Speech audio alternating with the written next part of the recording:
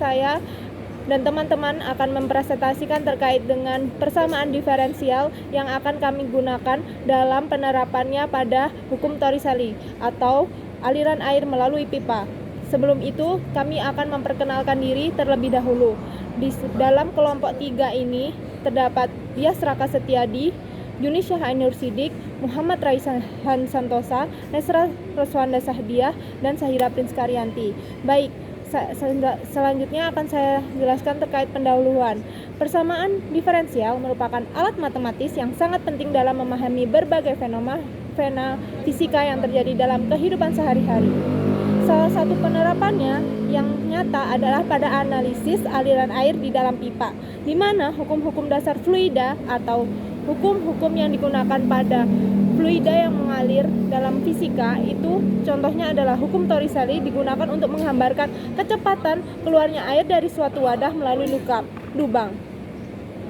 Hukum ini menunjukkan bahwa kecepatan aliran fluida bergantung pada ketinggian permukaan air dan hubungan tersebut dapat diformulasikan ke dalam bentuk persamaan diferensial.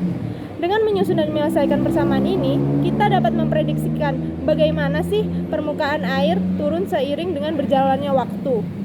Hal ini sangat berguna dalam perancangan tangki air dan sistem irigasi serta berbagai aplikasinya di kehidupan sehari-hari.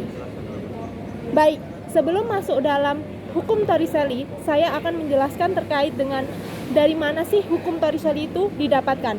Nah, kita dapat tahu bahwa dalam fluida terkenal dengan persamaan Bernoulli, di mana aliran fluida ideal atau incompressible, non-viscous, dan steady di sepanjang suatu garis lurus memiliki persamaan P plus setengah rho GV plus rho GH yang besarnya adalah konstan.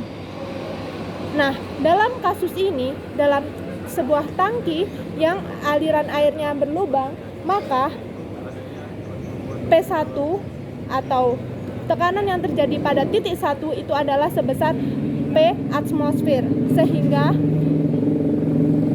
besarnya nilainya akan sama dengan P2 yang sama dengan saat aliran air tersebut keluar. Hal itu kenapa terjadi? Karena permukaan atas atau P1 dan permukaan yang ada di bawah ini P2 itu besarnya sama atau pada permukaan terbuka, sehingga besarnya adalah P atmosfer. Nah, untuk kecepatan yang terjadi pada titik awal itu dipengaruhi oleh gaya gravitasi, sehingga besarnya V1 itu adalah 0.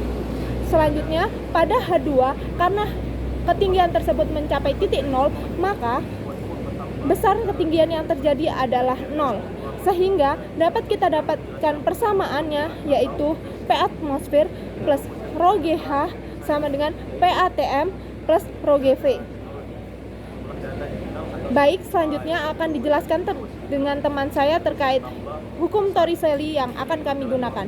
Selanjutnya kita akan membahas hukum Torricelli dan penurunan hukum Torricelli menggunakan persamaan diferensial, di mana hukum Torricelli berbunyi kecepatan aliran fluida ideal dari suatu lubang di sisi wadah yang berisi fluida adalah sama dengan kecepatan benda yang jatuh bebas dari ketinggian yang sama dengan kedalaman lubang dari permukaan fluida. Di mana pada hukum Torricelli ini kita akan berfokus kepada dua rumus, yaitu yang pertama adalah volume air dalam tangki yang kita rumuskan dengan V sama dengan A dikali dengan H, di mana A di sini adalah luas permukaan tangki dan H adalah ketinggian fluida di dalam tangki. Dan rumus kedua adalah debit keluaran air yang kita rumuskan dengan Q sama dengan A dikali V.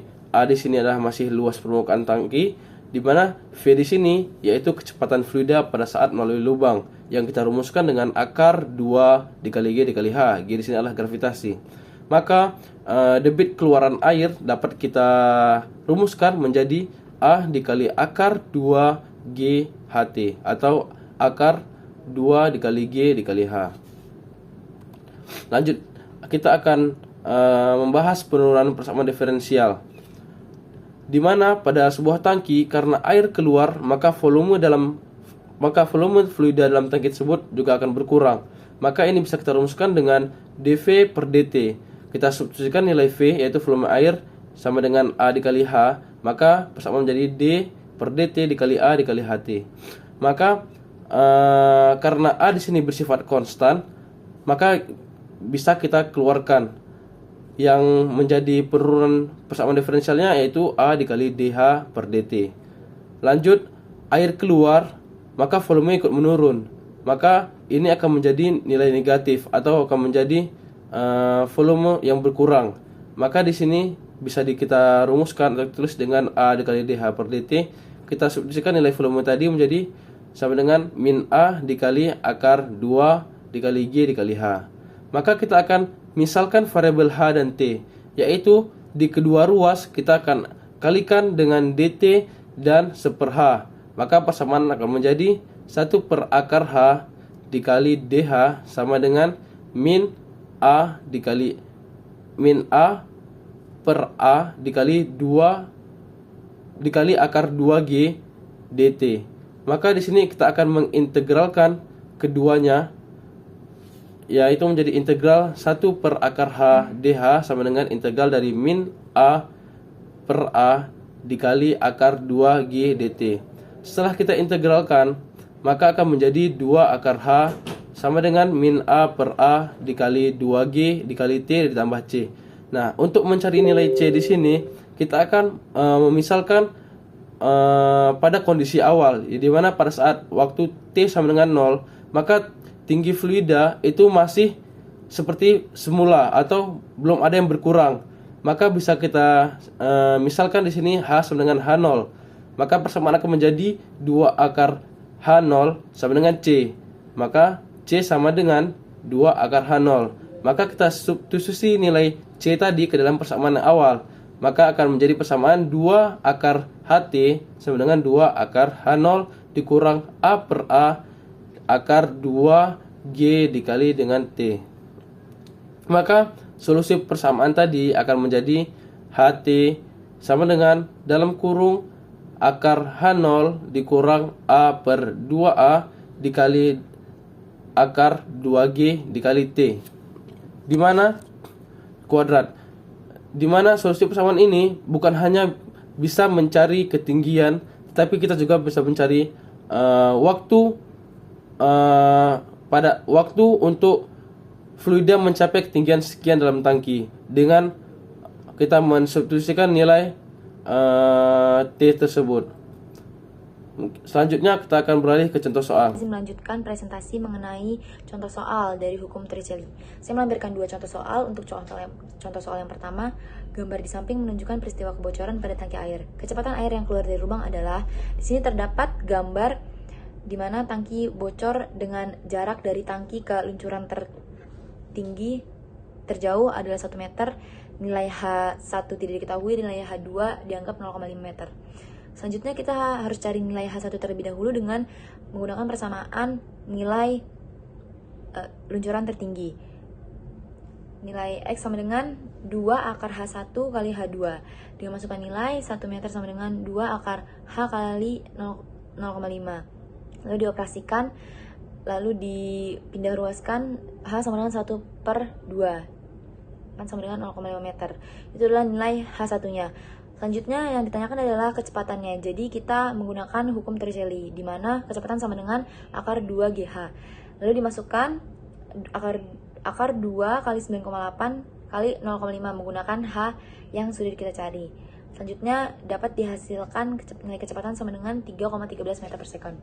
Untuk soal yang kedua, sebuah tangki penyimpanan tertutup berisi air hingga ketinggian 25 meter. Udara di atas permukaan air di dalam tangki memiliki tekanan pengukuran sebesar 4,5 atmosfer. Seberapa cepat air akan mengalir keluar dari sebuah lubang yang terletak di bawah tangki? Di sini menggunakan hukum Bernoulli, ditulis hukum Bernoullinya, lalu kita anggap V1 sama dengan 0 karena luas permukaan air besar, maka kecepatannya akan sangat kecil. Jadi kita anggap sebagai 0. Dan nilai H2 sama dengan 0 karena kebocoran terletak di bawah tangki. Jadi nilai H2-nya sama dengan 0, kita masukkan V1 dan H2-nya sama dengan 0, lalu didapatkan persamaan berikut. P1 tambah rho GH sama dengan P2 tambah setengah rho V kuadrat. Lalu kita pindah ruaskan sampai mencapai V sama dengan, karena kita akan mencari kecepatannya. Lalu di sini terdapat V sama dengan akar 2 per rho P1 min P2 plus rho GH. Lalu kita masukkan nilai-nilainya.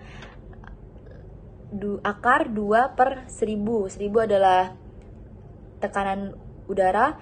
Lalu nilai 5,5715 kali 10 pangkat 5 itu adalah tekanan P1 dengan 5,5 dikonversi atmosfer dikonversikan menjadi satuan Pascal. Selanjutnya dimasukkan dan dihitung, terdapat hasil sebesar 1401,7 akar. Lalu diakarkan, mendapatkan kecepatan air yang keluar adalah 37,43 meter per second. Selanjutnya saya akan menjelaskan terkait aplikasi dari hukum Torricelli itu sendiri. Yang pertama, tangki air dan sistem irigasi. Di mana dalam sistem irigasi, terutama yang menggunakan gravitasi, kecepatan aliran air dari tangki ke saluran irigasi ditentukan oleh posisi lubang keluaran. Dengan hukum Torricelli, kita dapat 1. Menentukan seberapa cepat air akan mengalir keluar. 2. Merancang ukuran pipa atau lubang agar debit air mencukupi untuk kebutuhan tanaman. Yang ketiga, menyesuaikan tinggi air dan tangki air agar distribusi air merata.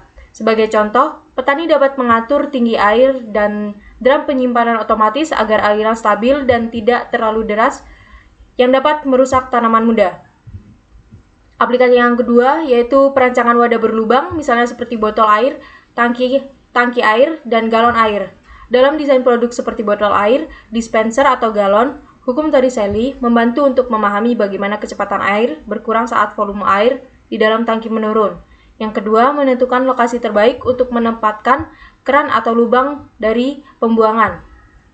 Yang ketiga, yaitu pembuangan dan saluran air, di mana dalam sistem pembuangan air di gedung atau bendungan, yang digunakan untuk menghitung debit air melalui saluran darurat saat terjadi kelebihan air, untuk menentukan ukuran lubang melimpah atau overflow agar air tidak meluap ke area yang tidak diinginkan.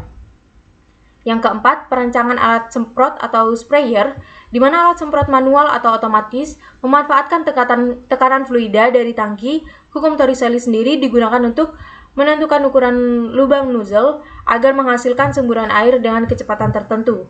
Selanjutnya, menghitung beberapa tinggi air minimal dalam tangki agar alat semprot itu efektif saat bekerja. Yang kelima yaitu rekayasa dan teknik sipil. Dalam rekayasa hidrolik dan teknik sipil, hukum ini digunakan dalam desain bendungan dan waduk untuk menghitung debit air dari lubang dasar bendungan. Saluran pembuangan air hujan, memastikan lubang-lubang pembuangan cukup besar untuk mengalirkan air dengan cepat selama hujan deras.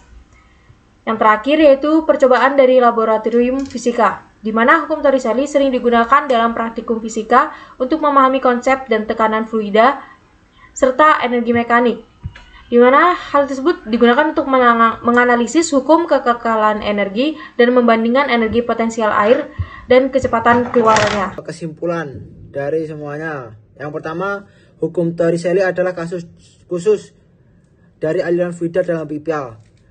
Dari dalam pipa sendiri, fluida bisa bergerak dengan adanya gravitasi, pompa atau tekanan lain, dan geometri pipa bisa kompleks. Maka Torricelli adalah versi sederhana dari aliran fluida yang bisa dijelaskan hanya dengan hukum Bernoulli, tanpa mempengaruhi faktor-faktor lain seperti gesekan. Yang kedua yaitu dasarnya dari semua ini adalah hukum Bernoulli, di mana Bernoulli menjelaskan bahwa energi total fluida tetap atau konstan di sepanjang lintasan aliran jika tidak ada rugi energinya. Yang ketiga yaitu sistem pipa nyata, di mana di dalam dunia nyata air yang mengalir dalam pipa mengalami gesekan terhadap dinding pipa yang menyebabkan kehilangan tekanan dan energi. Oleh karena itu, kecepatan keluar dari pipa lebih kecil dari yang diprediksi oleh hukum Torricelli, terutama jika panjang pipa berbeda, pipa tersebut lebih kecil atau lebar, aliran yang turbulen, dan adanya tikungan pada setiap belokan pada pipa. Yang keempat, hukum Torricelli sendiri sangat cocok untuk sistem sederhana, pipa untuk sistem yang kompleks, di mana prediksi awal dari sistem sederhananya, misalnya air bocor, itu bisa disebabkan oleh tekanan yang besar ataupun disebabkan oleh luar luar dari pipa tersebut. Kami